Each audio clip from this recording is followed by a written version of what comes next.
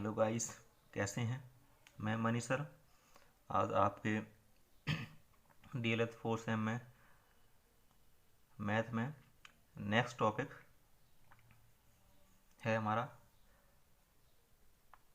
अवर्गीकृत आंकड़ों की माध्यिका ज्ञात करना।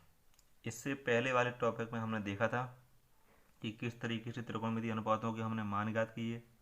ठीक है, अब वो टॉपिक खत्म। अब इसके बाद अगला टॉपिक है अवर्गीकृत आंकड़ों की माध्यिका ज्ञात करना। अब माध्यिका कैसे ज्ञात करेंगे?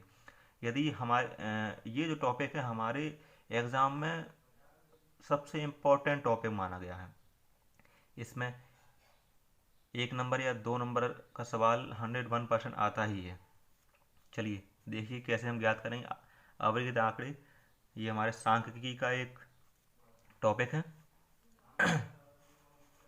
जब भी कोई मतलब कोई आंकड़े दिए हो तो उसकी माध्यिका कैसे ज्ञात करते हैं। जैसे कि माध्यिका शब्द से ही हम यदि इसका अर्थ निकालेंगे तो मध्य की इकाई, यानी जो भी आंकड़े दिए गए हैं उसमें सबसे मध्य में जो है वो माध्यिका कहलाती है। जैसे मान लो ये कोई आंकड़े दिए गए हैं, ये आंकड़े हैं।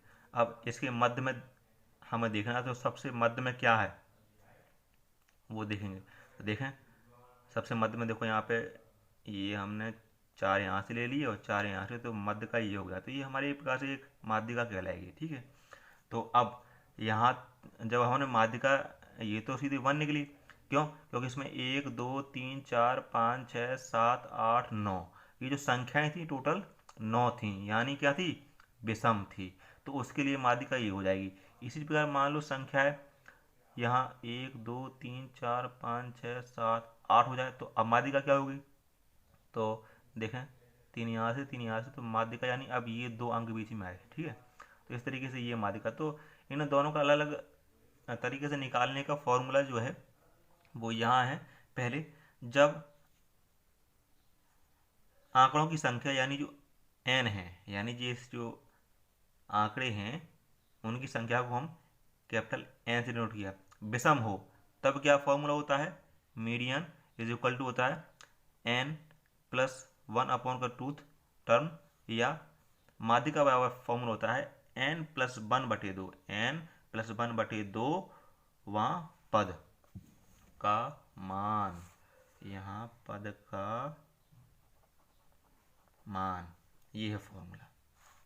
यहाँ से हम माध्यिका निकालते हैं। अब कैसे निकालेंगे माध्यिका, पहले तो आप ये सूत्र नोट कर लीजिए। अब देखते हैं सवाल किस तरीके से आते हैं एग्ज़ाम में। सवाल रहा ये दिए हैं।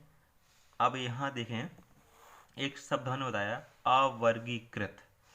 अवर्गीकृत को हम दूसरी भाषा में ये कह सकते हैं, अव्यवस्थित भी कह सकते हैं, अव्यवस्थित। ठीक, अव्यवस्थित आंकड़े। अब ये अव्यवस्थित क्यों है? क्योंकि हम देखें यहाँ 13 है, फिर इससे बड़ी संख्या 18 होगी, फिर से छोटी, फिर 13 होगी, फिर इससे बड़ी 14, फिर छोटी, फिर बड़ी, फिर छोटी, फिर बड़ी, फिर छोटी। ये अव्यवस्थित तो है, छोटी बड़ी है। तो हम इन्हें पहले व्यवस्थित रूप में सॉल्व करेंगे। अब जब भी हम व्यवस्थित रूप में सॉल्व करेंगे तो इन्हें हम आरोही क्रम में लिख देंगे। तो आरोही क्रम में, क्योंकि हमें इन डाटा को व्यवस्थित करना। तो आरोही क्रम हम जानते हैं, आरोही क्रम का होता है कम से बड़े की ओर जाना। तो यानी सबसे पहले छोटा कौन सा, यहाँ पे देखें इसमें 13, इसमें 13, इसमें 13, तो ये सभी 13 सबसे छोटा अंक है। तो 13 4 बार, 4 बार हम 13 लिख लेंगे, ये हो गया। अब 14 2 बार है, तो 2 बार 14 लिख लिया। फिर 16 के बाद क्या है, शायद 18 है, और फिर लास्ट में 21। देख लें 1 2 3 4 5 6 7 8 9 यहाँ पे भी हो गए। अब देखें, अब यहाँ पे हम देखेंगे संख्या कितनी है। तो 1 2 3 4 5 6 7 8 9 है। तो 9 क्या है, यानी n बराबर 9 है। 9 क्या है, विषम संख्या है ना, विषम संख्या।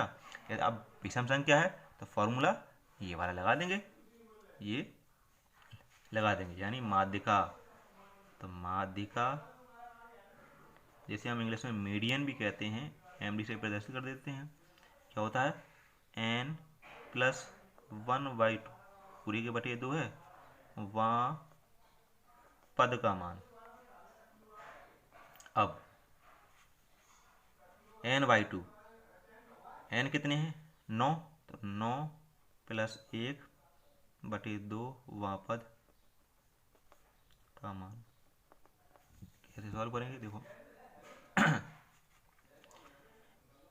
9 और 1 10/2, 10/2 वहाँ पद। तो 10/2 कितना हुआ, 2 से 10 को भाग देंगे तो 5वां पद होगा, 5वां पद। अब 5वां पद आया। अब ये जो संख्या हमने व्यवस्थित की थी आरोही क्रम में, चाहे तो हम इसे अवरोही क्रम में उल्टे भी ले सकते हैं, इसको अवरोही क्रम में भी ले, हमें कुल मिला के इसको व्यवस्थित रूप में सेट करना है, तो इसे हमें आरोही क्रम में लिख लिया। हम चाहे तो अवरोही क्रम में भी लिख सकते हैं, पहले 21 लिख सकते हैं, फिर 18, 16, 14, 14, 13, 13, इस तरीके से आरोही या अवरोही क्रम दोनों में से किसी एक क्रम में लिख सकते हैं। अब यहाँ से देखेंगे 5वां पद कौन सा है, तो 1 2 3 4 5, यानी क्या है, 14 है, यानी 5वां पद का मान कितना हुआ हमारा, 14। तो ये हमारी माध्यिका निकल आई। ये रहा सवाल पूरा सॉल्यूशन। आशा करता हूँ आपको समझ में आ गया होगा। आप स्क्रीनशॉट भी ले सकते हैं इसका। अब क्या है, अब ये तो थे जब n यानी जो आंकड़े हैं वो विषम है। अब मान लो सम आ जाए, 9 की जगह 10 आ जाए संख्या, या 8 भी आ सकती हैं। तो जब भी आंकड़े की संख्या n सम हो तब मीडियन यानी माध्यिका निकालते हैं। तो ये होता है उसका फॉर्मूला, यानी n/2वां पद प्लस n/2 प्लस 1वां पद और बटे का 2। ये फॉर्मूला है, इस फॉर्मूले को नोट कर सकते हैं आप। अब किस तरीके से सवाल आते हैं वो देखें। ये दिया है, जैसे ये आंकड़ा दिया है, सवाल ये दिया है, संख्या ये दी है कि माध्यिका याद करना है। अब संख्या मतलब यदि हम इसे मतलब गिनेंगे तो कितनी है, 1 2 3 4 5 6 7 8 9 10 हैं। 10 क्या है, सम है ना। तो अब सम में यानी यही वाली माध्यिका का फॉर्मूला हम यूज कर लेंगे। तो चलिए हम सॉल्व करते हैं। तो पहले तो हम इसे इन आंकड़ों को व्यवस्थित कर लेंगे। तो लिखें आंकड़ों को व्यवस्थित क्रम में लिखने पर, यानी व्यवस्थित क्रम आरोही और या अवरोही में ले सकते हैं आप। तो हमने आरोही में ले लिया। पहले सबसे छोटा 7 है, 7 के बाद 11 है, 11 के बाद 12 है,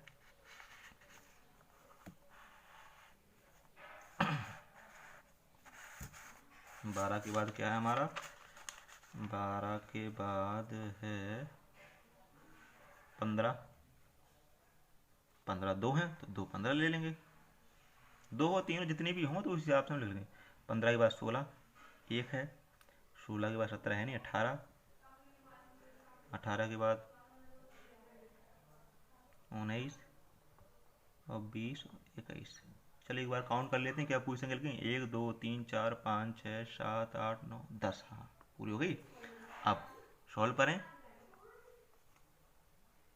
n जो है वो हमारा कितना दिया है, 10, यानी 10 एक क्या है, सम संख्या है।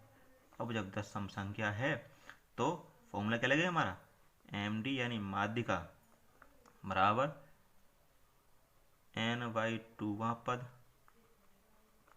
प्लस n/2 प्लस 1वां पद का मान लिखते हैं। इसमें कौन सा पद है, पूरे के बटे में 2। चलिए देखते हैं कैसे। n/2 यानी 10/2वां पद लिखेंगे यहाँ पे, ठीक। और 10/2 प्लस 1 वहाँ पद लिखेंगे यहाँ पे, बटे का पूरे के बटे में 2 लिख दिया। सॉल्व करेंगे 10/2 यानी 2 का भाग देंगे तो 5वां पद हो जाएगा यहाँ पे, प्लस 10/2 यानी 5 और प्लस का 1, यहाँ पे 5 आ गया, 5 और 1 कितना हो जाएगा, 6 हो जाएगा ना, तो छठवां पद हो जाएगा, छठवां पद पूरे के बटे में 2।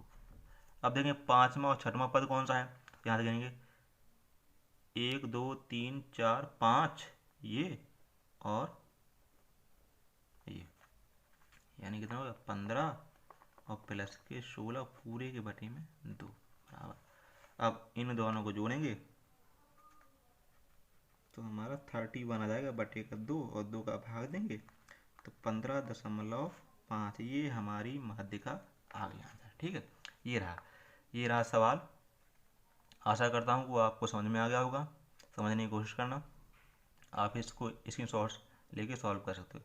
एक तरीका और है, ये तो है कि हमें परीक्षाओं में, अपनी डीएलएड की परीक्षा में इस तरीके से ही सॉल्व करना पड़ेंगे सवाल को। हाँ, यदि किसी भी कंपटीशन में यदि ये सवाल आता है तो सीधे सीधे कैसे सॉल्व करेंगे, इसके मध्य हम ले लेंगे। जैसे ये तो एन विषम था, तो विषम को पहले हम आरोही अवरोही क्रम में लिख लेंगे। इसके बाद सबसे बीच में तो 4 यहाँ से 4 यहाँ तक, तो सबसे बीच वाला टर्म ये है ना, तो अपने आप 14 आ गया, आंसर में 14 ही है।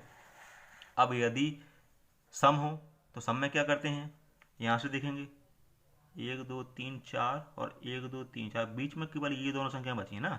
जब ये दोनों संख्या बची हैं तो इन दोनों का योग करके 15 प्लस 16 करके और बटे 2 कर दो, तो आपका ये आंसर आ जाएगा। ठीक है, तो आशा करता हूँ गाइस आपको ये सवाल समझ में आ गए होंगे। अब अगली वीडियो में हम देखेंगे नेक्स्ट टॉपिक। धन्यवाद।